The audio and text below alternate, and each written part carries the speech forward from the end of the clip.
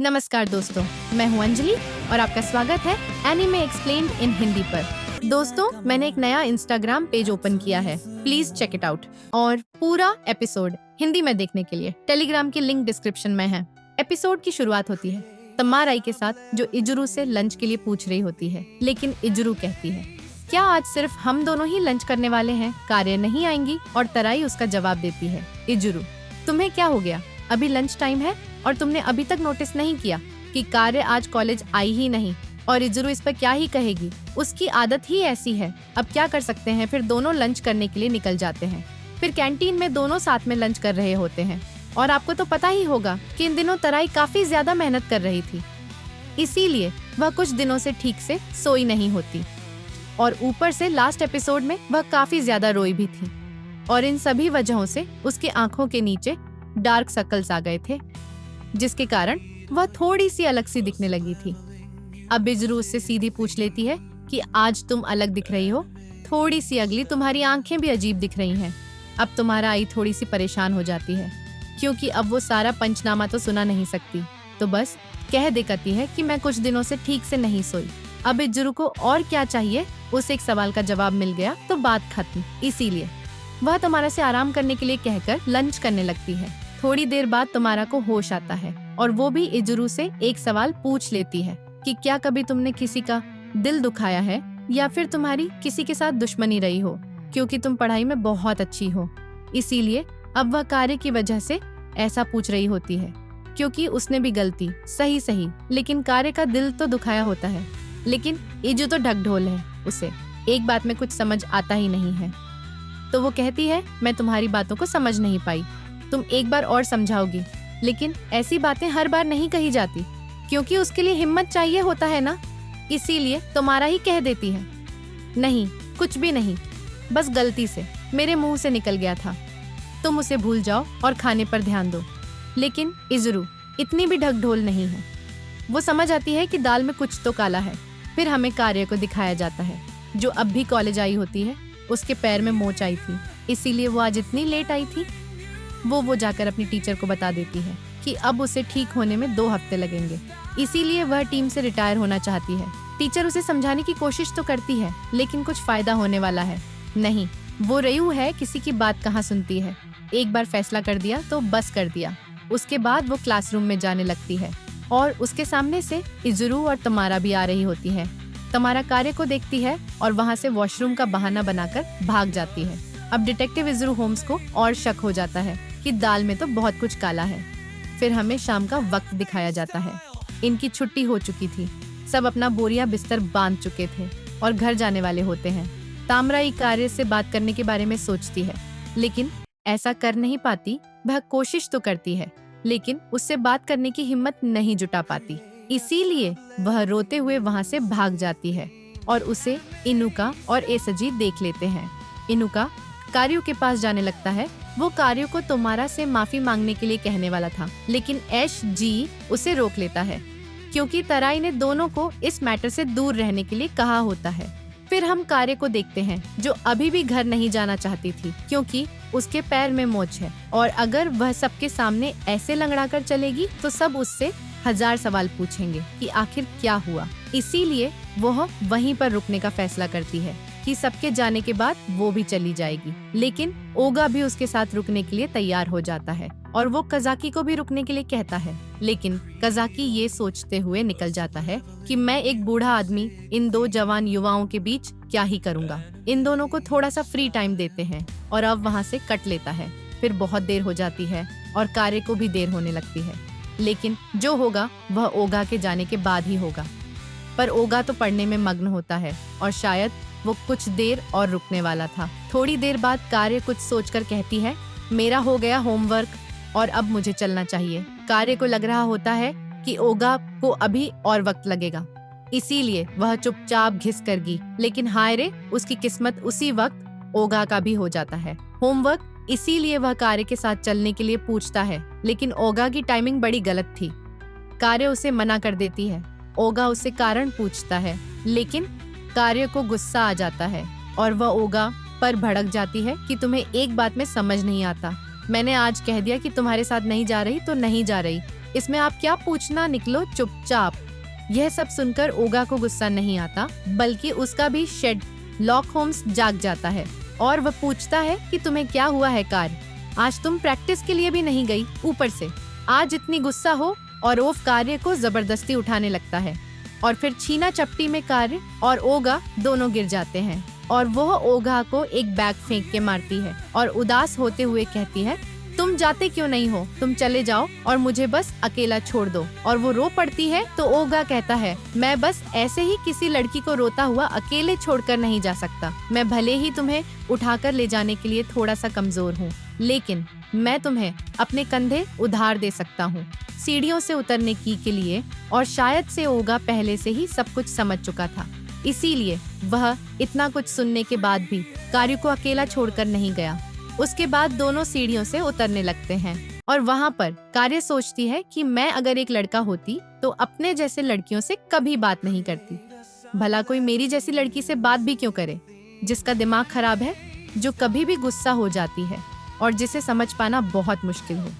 मैंने तराई के साथ भी बदतमीजी से बात की और शायद अब वह मुझसे कभी बात नहीं करेगी। और वो ओगा के कंधे को जोर से दबाती है और उगा को भी थोड़ा सा और शक होता है कार्य के ऊपर। और फिर हम देखते हैं कि रियो की तरह नोया ने भी इन दोनों पर नजर रखी थी। इसका मतलब कि ओगा और कार्य इन दोनों में से ही तो कोई सब्जेक्ट 001 नहीं है। अब हम काजाकी को देखते हैं, जो अपने कॉलेज के बारे में सोच रहा होता है कि कुछ दिनों से कुछ तो अजीब चल रहा है। इजुरु फिर से अकेले लंच कर रही है, कार्य वॉलीबॉल प्रैक्टिस के लिए नहीं जा रही और यहाँ तक कि तमारा और कार्य भी एक दूसरे से बात नहीं कर रहे हैं। आखिर कॉलेज में चल क्या रहा है? और इन सभी चीजों से की को फिर से पास्ट की बात याद आ जाती है कि उस कंपनी में हालात और भी बुरे होने लगे थे। पहले जो लोग उस लड़की को परेशान किया करते थे, अब वह लोग एक दूसरे से लड़ने झगड़ने भी लगे थे। काजा की मदद तो करना चाहता था, लेकिन वही लड़की जिसके अंडर वह काम किया करता था, उसे कुछ भी करने के लिए उसने मना कर दिया था। अब वह यह सब सोच ही रहा होता है कि उसे इजुरु का मैसेज आता है। इजुरु को कुछ मदद चाहिए थी काजाकी से, इसीलिए वह काजाकी के घर के बाहर खड़ी थी। अब यह पढ़कर काजा की हालत खराब हो जाती है और वह उसके मैसेज का कोई जवाब नहीं दे रहा होता है। इसीलिए 6 जरूर बार बार उसे हेलो वाला स्टिकर भेज रही होती है। अब काजा की कुछ और नहीं कर सकता था, इसीलिए वह दरवाजा खोलने के लिए जाता है, लेकिन फिर से उसे याद आता है कि उसने अच्छे कपड़े नहीं पहने होते हैं और काजा की जल्दी जल्दी अपने कपड़े बदलता है और दरवाजा खोलता है एंड देन इजुरु को अंदर बुलाता है। अंदर आने पर सबसे पहले इजुरु उससे पूछती है कि क्या तुम अकेले रहते हो, क्योंकि नॉर्मली आप अपने किसी स्कूल कॉलेज के दोस्त के घर जाते हो तो वहाँ पर उसके घर वालों में से कोई ना कोई तो होता ही है, लेकिन काजाकी अकेला होता है। इसीलिए काजाकी को इस बात का डर लग रहा होता है कि कहीं इजुरु उसके अकेले रहने से घबरा तो नहीं रही। काजाकी उसे कुछ बहाना बनाकर भागने का सोचता है, लेकिन फिर काजाकी को याद आता है कि यह तो ओगा की बहन है, इसे भी कुछ समझ नहीं आता, इसीलिए उसे इस बात से कोई फर्क नहीं पड़ेगा। और बात सच भी होती है, इजुरु को कुछ फर्क नहीं पड़ रहा होता है, उल्टा खा जाके ही घबरा रहा होता है। फिर वो शांत होकर बैठा ही होता है कि उसे नोया का मैसेज आता जाता है और इस बार रियो के साथ साथ नोया भी काजाकी की बातें सुन रही होती है। अब काजाकी कुछ कर भी तो नहीं सकता क्योंकि रियो का काम ही यही है। और आई थिंक कि काजाकी के घर में कैमरा नहीं है, सिर्फ माइक्रोफोन्स है और वो भी उसके फोन के अंदर। तो अब हमें इजुरु के काजाकी के घर आने का असली मकसद पता चलता है कि ये तो पूरी दाल ही काली है। मतलब कि उसे कार्य और तमारा की चिंता हो रही है कि वो दोनों इतने गहरे दोस्त थे और अब दोनों बात भी नहीं कर रहे हैं। इन दोनों के बीच जरूर कुछ ना कुछ हुआ है और वह इसी के बारे में काइजाकी से पूछने आई होती है कि शायद उसे इसके बारे में कुछ पता है। लेकिन काइजाकी को भी इन दोनों के बारे में कुछ पता नहीं होता। लेकिन काजाकी इजुरु से काफी ज्यादा इम्प्रेस हो जाता है कि उसके अंदर भी बदलाव आया है, क्योंकि इजुरु का तो आपको पता ही है कि उसे किसी चीज से कोई फर्क नहीं पड़ता, चाहे किसी को कैसा भी लग रहा हो। वो किसी भी चीज के बारे में उसी इंसान से डायरेक्टली पूछ लेती थी, लेकिन इस बार उसने ऐसा नहीं किया। तो इजुरु कहती है, हाँ ये बात सच है, पहले मुझे किसी के भी प्रॉब्लम से कोई फर्क नहीं पड़ता था क्योंकि वो प्रॉब्लम मेरी नहीं होती थी। मैं इमोशनली डम हूँ शायद, इसीलिए मैं कुछ ज्यादा ही गलती कर बैठती हूँ, लेकिन ये मुझ तक ही रहे तो ठीक है। मैं नहीं चाहती कि कार्य और तुम्हारा भी मेरी तरह ही पगलों वाली गलतियाँ कर ले। इसके बाद इज़रू अपने एक पास्ट इंसिडेंट के बारे में बताती है कि उसके स्कूल टाइम में कुछ लोग एक लड़की को बहुत परेशान किया करते थे। तो मुझे लगा कि मुझे उन लड़कों को रोकना चाहिए था उस लड़की को परेशान करने से, और मैंने रोकने की कोशिश भी की, लेकिन उसके बाद उन लड़कों ने उस लड़की को और भी ज्यादा परेशान करना शुरू कर दिया था। तो उस लड़की ने इज़रू से कहा था, मैं सब कुछ ठीक करने की कोशिश कर रही थी, तुम्हें बीच में आने की कोई जरूरत नहीं थी, तुमने मेरी हालात और खराब कर दी है, इससे अच्छा होता कि तुम्हें कुछ नहीं करना चाहिए था। इज़रू उसके बाद चीजें और भी खराब होने लगी थी, लेकिन इज़रू ने वही किया जो उस लड़की ने कहा था। उसने कुछ भी नहीं किया और फिर अगले साल वो लड़की दूसरे स्कूल चली गई। और इससे काज़ाकी को अपनी बात याद आती है कि उसे भी उस लड़की ने कुछ करने से मना किया था, और वह इसके बारे में इज़रू को बताने लगता है। और वह कंपनी की जगह स्कूल कहता है। आपको पता है ना कि वो कंपनी बोल भी नहीं सकता। तो काज़ाकी कहता है कि मेरे साथ भी एक ऐसा इंसिडेंट हुआ था। मेरी क्लास की एक लड़की थी जिसको लोग परेशान किया करते थे, तो मुझे थोड़ा सा गुस्सा आया और मैंने उसकी मदद करने की सोची और मैं सीधे उन लड़कों पर भड़क गया। लेकिन फिर जैसा कि तुमने कहा, वो लड़की सब कुछ खुद संभालने की कोशिश कर रही थी, लेकिन मेरी वजह से, और वो बस इतने पर ही रुक जाता है। तो इसीलिए इज़रू पूछती है कि उस लड़की का क्या हुआ, और काज़ाकी एकदम से एक अलग ही दुनिया में चला जाता है और उसे एक शॉक लगता है, और उसे क्या हुआ यह बताने के लिए हमें पास्ट का सीन दिखाया जाता है। और काज़ाकी उसी कंपनी में एक कमरे के अंदर जाता है, और अब आप खुद ही समझ जाओगे कि उस लड़की ने क्या किया। पहले मुझे भी नहीं समझा था कि आखिर वहाँ पर हुआ क्या, लेकिन काज़ाकी की हालत को देखकर मुझे लगा शायद कि उस लड़की ने सुसाइड कर लिया था, और शायद काज़ाकी इसका जिम्मेदार खुद को मान रहा था। इसीलिए प्रेजेंट में उसे यह बात याद करके बहुत बड़ा शॉक लगता है और वह अपना होश खो बैठता है। इज़रू को भी समझ नहीं आ रहा होता कि काज़ाकी को क्या हो गया, इसीलिए वह उसके पास जाती है और काज़ाकी को इज़रू में वही लड़की दिख रही होती है। इसीलिए वह इज़रू को गले लगा लेता है और कहने लगता है, मुझे माफ कर दो, मुझे तुम्हारी बात मान लेनी चाहिए थी, मुझे माफ कर दो। और इज़रू को कुछ भी समझ नहीं आ रहा होता कि आखिर कायद कि किस चीज की माफी मांग रहा है। और कुछ देर बाद वो भी अपने होश में आ जाता है, और भाई साहब मानो कि उसने कोई भूत देख लिया हो।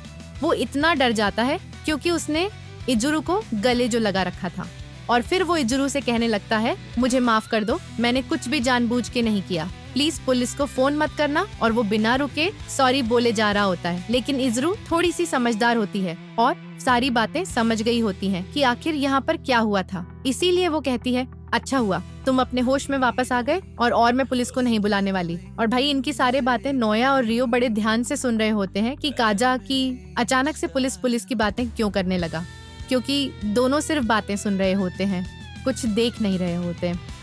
फिर दोनों बहुत देर तक बात करते हैं कि आखिर इन दोनों को क्या करना चाहिए, क्या इन्हें तुम्हारा और कार्य की मदद करनी चाहिए या फिर नहीं, क्योंकि कुछ करने की वजह से दोनों का पास्ट एक्सपीरियंस बड़ा खराब होता है।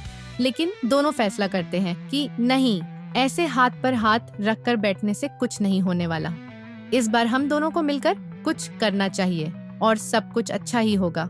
उसके बाद दोनों उनकी मदद करने का फैसला करते हैं। फिर अगले दिन वो दोनों इसके बारे में तुम्हारा से बात करते हैं, न कि उस लाल बाल वाली से, मतलब कि कार्य से, क्योंकि वो शॉर्ट टेम्पर्ड है, उसे कभी भी गुस्सा आ जाता है। तराई से बात करने पे उन्हें सब कुछ पता लग जाता है, और इनकी सारी बातें इनुकाई और एसजी बाहर से खड़े होकर सुन रहे थे। तो असल में हुआ यह था कि इन तीनों के घर जाने का वक्त हो चुका था, और इसीलिए इकाई और एसजी तराई को खोजने के लिए जिम खाना जाते हैं, लेकिन वो वहाँ तुम्हारा नहीं होती। तो फिर दोनों इस क्लब रूम के बाहर पहुँच जाते हैं, जहाँ पर ये तीनों बात कर रहे होते हैं। अब इनुका को कुछ सूझता है और वह कार्य को बुलाने के लिए जाने लगता है, और वह कार्य को बुलाकर तमारा की मन की बात सुनाना चाहता था, इसीलिए वो उसे बुलाने जाता है और बुलाकर ले आता है। एंड फिर क्या, अंदर वो तीनों चैन से बात कर रहे होते हैं, और ये लोग बाहर बैठकर सब सुन रहे होते हैं। और शायद से इसीलिए कहते हैं कि दीवारों के भी कान होते हैं। इसीलिए आप लोग संभल कर रहा करो और इस चैनल को सब्सक्राइब कर लो, क्योंकि एपिसोड यहीं पे खत्म हो गया।